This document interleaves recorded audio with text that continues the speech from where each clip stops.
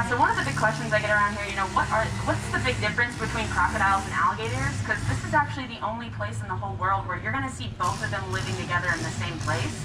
We know back here we're mainly seeing crocodiles though. And really the biggest reason why is the water that they're living in back here. So back here it's brackish water, which is a mix of salt and mix of fresh. And so crocodiles can actually handle that saltier content because they have a modified salivary gland in their mouth that as they're drinking that up, they actually can excrete out the salt as they're drinking it. Alligators don't have that, so they need to be in fresher waters for their drinking source. Yeah, we're getting a real good view of them this morning. This is a strong start to our tour. Is that a name? Freddie. Freddie. Okay. What does Freddie eat?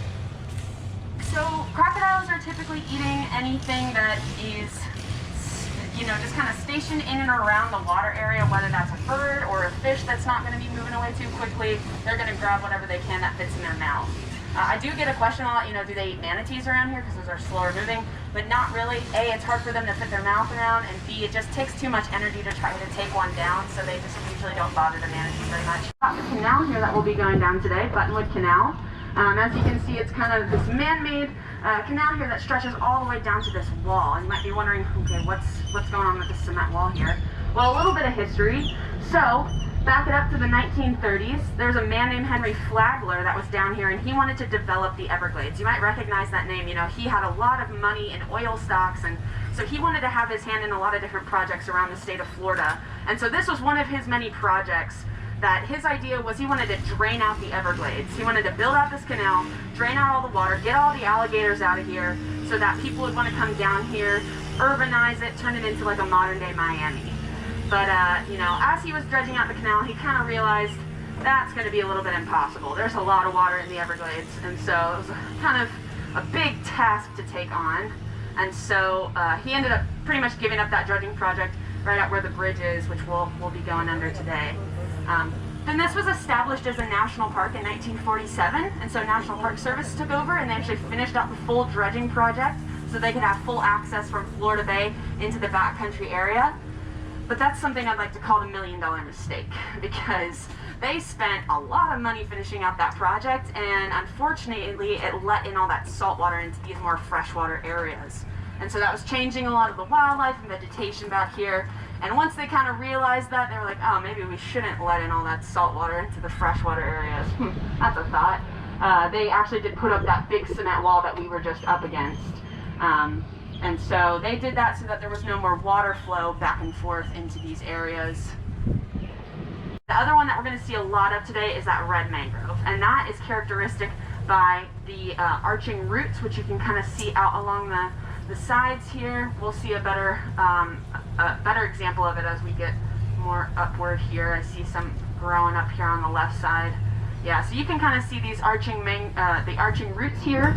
The Native Americans actually call them the walking tree because of the way that those roots grow. They kind of sprawl out and kind of walk down into the water. So mama crocodile will come back to her nest that she's put in a sand pit. And once she starts hearing those chirps after about 80 days of them incubating, she'll come back, dig them all out, bring them out into the water, and then they're on their own from there. Oh, we do have another one hanging out in the water. That looks like a sub-adult to me, so it's not quite an adult yet, but not exactly a kid anymore, so that might be a year or two old right there.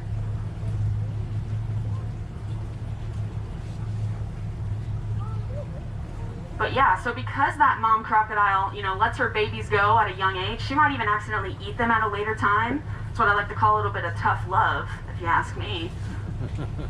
But alligators are a different story. And another question I get a lot, which one's more aggressive? Oh, we do have a big one. Oh yeah, up on the bank side. Oh, you got to get a picture of that. No, I think that's Freddie, man. Oh, you're right, it's a jaw. He's smiling. We are getting all the good views of crocodiles. We do have a green heron hanging out on that tree branch to the right side of Freddie there, right in the middle. Yep, so that is actually the third type of mangrove tree, since that green heron has just pointed it out for us indirectly. That is a buttonwood tree, hence why this is called Buttonwood Canal. That's pretty big crocodile. He's every bit of 14 feet easy. He's pretty impressive when he lays on that bank out there where the boat ramp is. He'll sometimes sun himself over there, stretched out right across there. conservation organization. He would come down here a lot and oil paint those birds over and over again and it's super shallow, so you're getting that reflection of the bottom way easier because it's only, I mean, sometimes it can be less than a foot of depth out there. Yeah.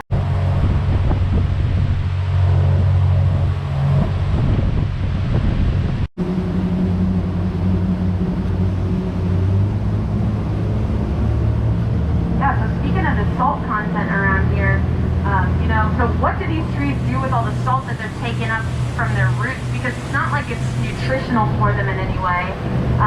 And if you notice, looking at the red mangrove trees around us, you might notice that some of them have some yellowing.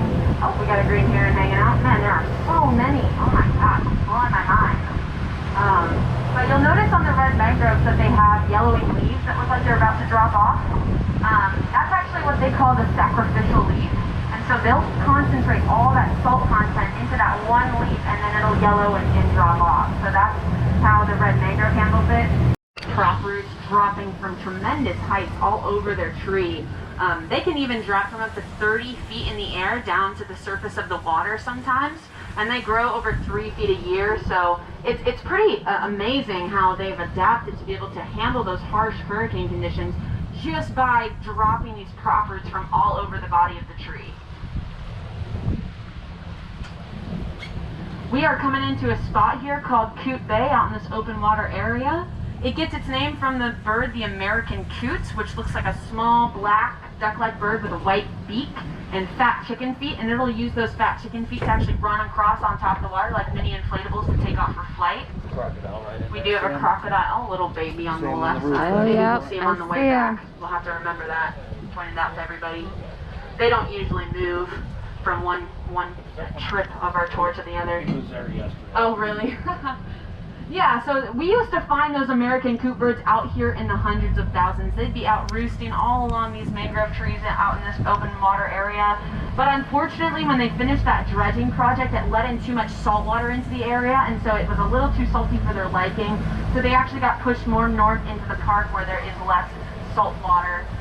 But it's not impossible to see them out here. We do still sometimes see them sitting out on the water in like the 20s to like 50s. So if you look out to the horizon and you see like a black mass of birds sitting out there, that's going to be the coot, or even something that's flying right on top of the water. So be on the lookout. Let me know if you see anything out there. The water here is only about 4 feet deep all the way across. So you might see some debris of like tree branches out to the right side. They're sticking out pretty shallow because it's that shallow all the way across. Any kayaker or canoe can stick their paddle down anywhere and touch the bottom out here. So it's pretty. Many different fish species that we find living back in this area. You know, we've got tarpon, snook, red drum, red snapper, sea trout, sheep's head. We got different types of sharks like lemon sharks and bull sharks, and even different types of stingrays back here as well. But it's not that all these species are necessarily living back here full time. It's that they're coming in from the Gulf of Mexico, which is over 15 miles away, and they're coming back to spawn, to lay their eggs back here, because it's really protected. I mean, think about trying to have your eggs out in an area where there's tides and waves, thrashing and slashing your eggs around. That's probably not the best spot. So you want to come back to an area back here where it's calm. You know, there's not much tide being affected back here. Although I will say, it is pretty neat that Tarpon Creek actually does have a little bit of a current. It only gets about 2 to 3 miles an hour, and it's because of whatever tides are happening in the Gulf of Mexico. So depending on what the tide is over that way, it'll change the direction of the water back here flowing in or out of the Everglades. Largest body of water in the state of Florida, right behind Lake Okeechobee. And what we're seeing from our perspective is only about a 20th of what Whitewater Bay actually is. You know, you might look out in the horizon out in front of us and see all those mangroves. And you might think, okay, that's all there is to see. Well, no, there's just thousands and thousands of mangrove islands all interdispersed different distances away from us that make it look like it's one big coastline. This is the second largest mangrove swamp in the entire world. The first one's in Bangladesh. And mangroves are known to be the kidneys of the ocean. They flush out a lot of those toxins, and they're able to provide really important habitat so that beach erosion doesn't occur. And so, you know, on a global scale, we're providing a massive habitat for things to come later in future generations.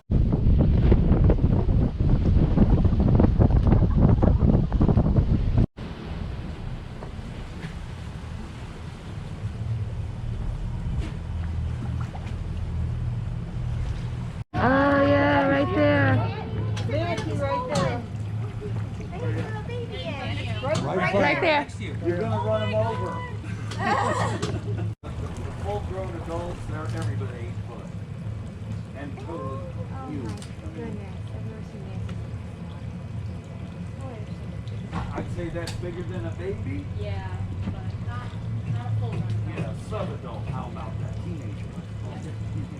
Yeah, so manatees around here, they are fully herbivorous, so they're only eating leaves, and different like we seen this guy eating some algae off of the roots down in the water there.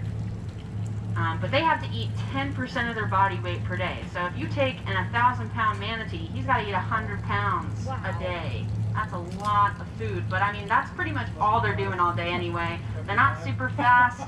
They can get up to 25 miles an hour if they absolutely need to out in the big ocean, but back here they're pretty slow moving because they just want to munch on whatever they can get their mouth on.